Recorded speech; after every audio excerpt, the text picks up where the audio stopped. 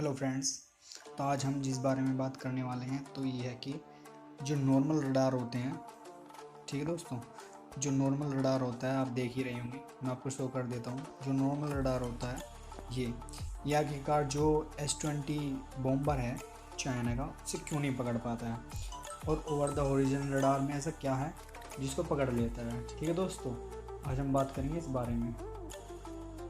तो इस बारे में जानने के लिए सबसे पहले आपको जानना होगा कि जो ये रडार है, नॉर्मल रडार जो आप देख पा रहे हैं, ये वाला रडार, ये कैसे काम करता है और B2 बॉम्बर कैसे बच पाता है इससे, ठीक है, और ओवर द हॉरिजन कैसे काम करता है। दोस्तों, जानने के लिए हम देखते हैं कि जो ये रडार है ये कैसे काम करता है। तो दोस्तों, ये रडार जो काम करता है ये करता है रिफ्लेक्शन पे। यानी कि मान लीजिए कि यहाँ पे कोई शिप जा रहा है, हवाई जहाज जा रहा है, ठीक है दोस्तों, और यहाँ पे नीचे रडार है, और इस रडार से जब ये रिफ्लेक्ट करेगा और यहाँ से टकरा के जब वापस आएगा तो इन्हें पता चल जाता है कि हाँ कोई हवाई जहाज आ रहा है, जा रहा है, कोई भी जेट है, तो ये पता चल जाता है। लेकिन दोस्तों, जो S20 बॉम्बर है चाइना वाला को, उन्होंने शेप कुछ इसकी ऐसी बनाई हुई है जिससे इसका पता नहीं चल पाता है। अब जानते हैं हम इसके बारे में कि इसकी शेप में आखिर ऐसा है क्या, ये बनाया किस तरीके से गया S20 बॉम्बर। ठीक है दोस्तों, तो सबसे पहले हम जानते हैं, आप देख रहे होंगे स्क्रीन पे, ये है S20 बॉम्बर, ये भी S20 बॉम्बर, ये ऊपर का शॉट है, ये नीचे का शॉट है। ठीक है दोस्तों, तो अब हम देखते हैं कि ये जो बना होता है ये कार्बन फाइबर, ठीक है दोस्तों, कार्बन फाइबर का बना होता है, और जो इसकी डिज़ाइन बनाया गया वो बनाया गया है कर्व। ठीक है दोस्तों, आप देख पा रहे होंगे इसमें कि यहाँ पर कर्व बॉडी बनाई गई है, यहाँ पर जहाँ पर भी आप देख पा रहे होंगे यहाँ पर हर जगह कर्व बॉडी ही बनाई गई है। ठीक है दोस्तों,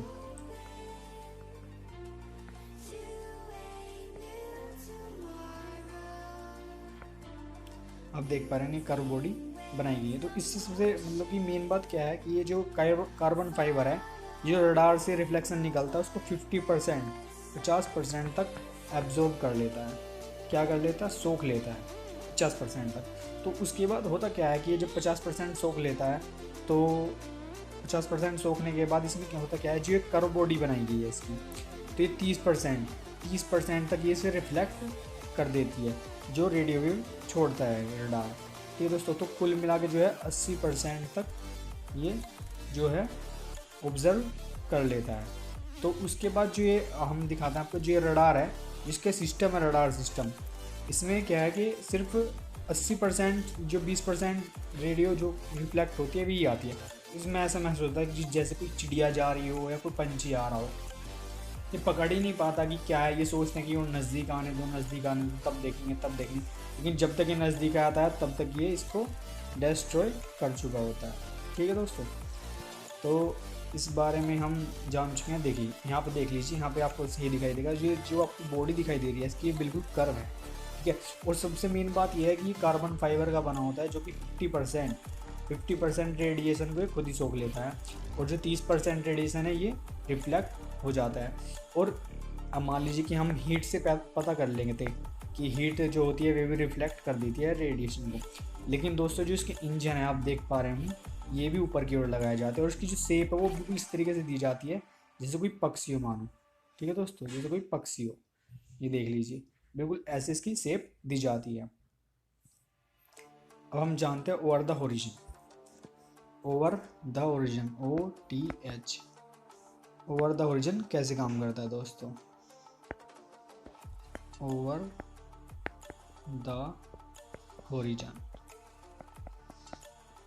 ठीक है दोस्तों, इसके बारे में जान लेते हैं कि ओवर द हॉरिजन कैसे काम करता है। ये देखिए, हमारे जो वायुमंडल में एक आयनोस्फीयर लेयर होती है, जिसमें सारे पॉजिटिव कॉस्मिक रेयर्स होती हैं, जो पॉजिटिव होती है, सारी पॉजिटिव।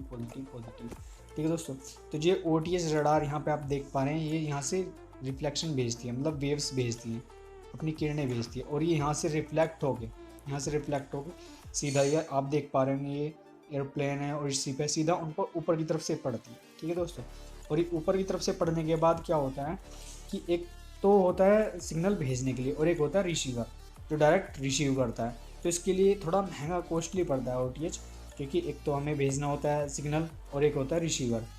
ठीक है, अब हम अगली स्लाइड में देखते हैं। ये देखिए दोस्तों, ये क्या हो रहा है, ये सिग्नल भेज रहा है, आप देख पा रहे होंगे सिग्नल भेज रहा है, और ये रिसीव कर रहा है। तो इसके लिए जो रिसीवर होता है वो काफ़ी हद तक काफ़ी लेंथी बनाना पड़ता है, जो कॉस्टली पड़ता है दोस्तों, कॉस्टली। ठीक है,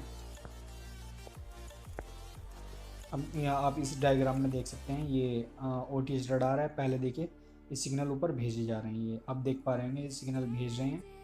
ठीक है, और ये यहाँ पे पढ़ने के बाद ये डायरेक्ट एकदम यहाँ पे सीधा, ये ऐसे नहीं कि वापस घूम के यहाँ से आएगा, ये सीधा एकदम वापस भेज देता है सिग्नल को रिसीवर के पास। देखिए अब आप सोच रहे हो कि मतलब कि ऐसा क्या होता है, ये देखिए आप सोच रहे हो कि ऐसा क्या होता है कि ये इससे कैसे पता चलता है कि सिग्नल आ रहा है या नहीं आ रहा है, जो भी है। तो उसको जानने के लिए दोस्तों देखिए,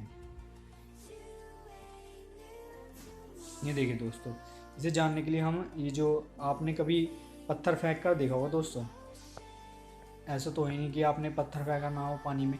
तो जो ये कंपन, जो वेव, शॉक वेव बोलते हैं इनको दोस्तों, जो वेव पैदा होती हैं, इसी तरीके से वेव पैदा होती हैं रडार के ऊपर पड़ने पर। जैसे यहाँ से ऐसे रेस गई और ऐसे आई, तो यहाँ पे जो ये हवाई जहाज है इस पर कंपन पैदा होगा, और जो रिसीवर है हम तो नहीं देख पाएंगे, लेकिन जो रिसीवर वो महसूस कर लेता है और वो पता लगा लेता है कि यहाँ पर शिप है। ये देखिए दोस्तों, ये आप इस डायग्राम में देख पा रहे हैं, शॉक वेव है। तो इसी तरीके से जैसे मान लीजिए इस पर ऊपर से वेव्स पड़ी और ये एकदम डायग्राम बन जाता है इसका रिसीवर पर, तो उससे पता चल जाता है कि हाँ ये कोई शिप आ रहा है, कोई जेट आ रहा है। मान लीजिए पहले क्या था कि पहले जो नॉर्मल रडार थे उनसे बहुत ही कमी के साथ बच पाते थे। क्यों? कि मान लीजिए कि इधर रडार सिस्टम है, यहाँ पर रडार सिस्टम है हमारा, ठीक है दोस्तों, और यहाँ से कोई शिप आ रहा है यहाँ से, और मान लीजिए यहाँ से कोई शिप आ रहा है। अब ये जो सिग्नल भेजता है तो बस सीधे ही भेजता है इस तरीके से, तो इसकी जो लेंथ होगी बस ये इतनी ही हो, ठीक है दोस्तों। लेकिन जो ये शिप आ रहा है यहाँ से आराम से आके और तब एकदम से यहाँ पे हमला कर देता है पहले, ठीक है। लेकिन अब हमें पता नहीं चल पाता था, तब तक ये पता चलता था, इन्फॉर्म करता था कि सैटेलाइट का खुद तो सिस्टम होता ही नहीं कि वो एकदम अपने जेट भेज दे कुछ भी, ये इन्फॉर्म करता था अपने एरिया को, फिर वहाँ से जेट आते थे, तब तक ये अपना काम ख़त्म करके चल जाता। लेकिन ओवर द ओरिजिन का क्या बेनिफिशियल है, ओवर द ओरिजिन का हम आपको बताते हैं कि क्या बेनिफिशियल है। मान लीजिए अब ये है ओवर द ओरिजिन, ठीक है, OTH। अब ये पहले वेव्स भेजेगा ऊपर इस तरीके से यहाँ पे आयन मंडल होगा, और ये मान लीजिए शिप है, ये ऐसे रिसीव कट करके और इसके ऊपर आके रिफ्लेक्ट करेगा, तो यहाँ पे शॉक वेव पैदा होंगी। और यहाँ पे मान लीजिए हमारा है रिसीवर, तो ये डायरेक्ट यहीं से सिग्नल भेज के इसको पता लगा लेगा कि क्या यहाँ पर कोई है या नहीं है। तो इससे पता चल जाएगा कि हाँ शिप के पास कोई आ रहा है, शिप के पास कोई आ रहा है, तो ये पहले इन्फॉर्म कर देता है। तो इससे बहुत 90% चांसेस कम हो जाते हैं डिस्ट्रॉय होने के रडार में, ठीक है दोस्तों। ये देखिए यहाँ पर भी मैं आपको दिखा देता हूँ प्रैक्टिकल, ये रहा OTH, ठीक है, ये रहा आयनोस्फीयर। और इस तरीके से मतलब कि इसकी जो रेंज होती है वो 5000 दोस्तों 5000 किलोमीटर तक की होती है, ठीक है, जिसकी वो वेव्स होती हैं। और यहाँ से डायरेक्ट रिसीवर के पास भेज देता है, ये रहा आपका रिसीवर, ठीक है। ये देखिए एक डायग्राम और दिखा रहा हूँ, ये यहाँ से ऐसे आयनोस्फीयर पे गया और फिर ये पर्टिकुलर एक उस पर पड़ता है, एक एरिया पे ही पर्टिकुलर पड़ता है। तो इसकी जो कॉस्टली है, जो लगाने के लिए कॉस्टली इफेक्ट आता है। अब मैं आपको बता देता हूँ दोस्तों, ये ऑस्ट्रेलिया के पास भी OTH रडार है काफ़ी टाइम पहले से। तभी जो चाइना ने है एक मिसाइल का परीक्षण किया था इस तरफ, तो ऑस्ट्रेलिया वालों ने इन्फॉर्म करा कि यार इस तरफ मत करो, इस तरफ जो है मतलब पक्षी वगैरह रहते हैं या जल जीव रहते हैं, तो इधर बहुत हानि होगी। तो उन्होंने कहा कि तुम्हें कैसे पता चला, कहने लगे कोई बात नहीं, हम कैसे पता लगा लेते हैं, ठीक है। तो जब से चाइना वाले घबराए हैं कि यार पता नहीं क्या सिस्टम है इनके पास, ठीक। अब देखिए जो ये है, आप इधर ये देख पा रहे हैं, ये है H2 जो कि अमेरिका का है, और यह है H20 जो कि चाइना वालों का। अब आप वेपन कैपेसिटी भी देख सकते हैं कि कितनी है इनके पास, देख रहे हैं। सिर्फ कॉपी करने में चाइना आ गया और कुछ नहीं है, लेकिन जो वेपन्स लोडेड है वे अब भी अमेरिका का H2 ही है, और जो कि इसका चाइना का H20 है ये बहुत बेकार है, क्योंकि हमारे यहाँ पर तो उसका कोई फ़ायदा नहीं होगा। मान लीजिए यहाँ पे तिब्बत के पास आया और तिब्बत के पास है पहाड़ी एरिया, मान लीजिए ऊपर जा रहा है तो इसको ईंधन जलाने के ऑक्सीजन चाहिए, ऑक्सीजन कहाँ से लाएगा, ऑक्सीजन ज़्यादा खर्च होगी, ऑक्सीजन तो ऊपर होगी नहीं। तो जो इसकी वेपन है वे भी आधी की रह जाएंगी, और आधी रह जाने का क्या फ़ायदा है, ये तो बेकार ही है, इससे अच्छा तो नॉर्मल जेट ही थे, ठीक है दोस्तों। तो आज की इसमें बस इतना ही, धन्यवाद।